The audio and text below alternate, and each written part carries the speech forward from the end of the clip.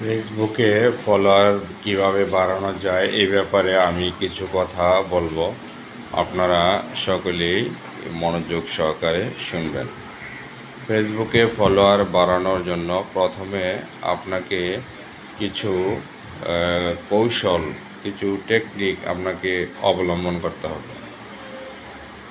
এক নাম্বার হলো, যেটা আপনি যারা নতুন কন্টেন্ট তৈরি করেন, নতুন ফেসবুক পেজ খুলেছেন, তাদেরকে যদি আপনি একটি লাইক দেন বা শেয়ার দেন, তখন সে খুশি হয়ে আবার আপনাকে সে কী দিবে, লাইক শেয়ার দিবে। আপনি যদি তাকে ভালোবাসা দেন, তাহলে সেও আপনাকে কী দিবে, ভালোবাসা দিবে।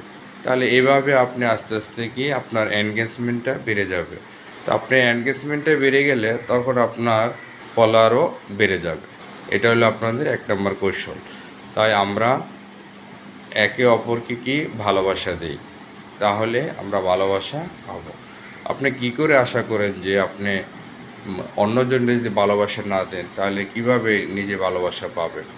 তাহলে আগে পেতে হলে অবশ্যই আগে ভালোবাসা দিতে হবে।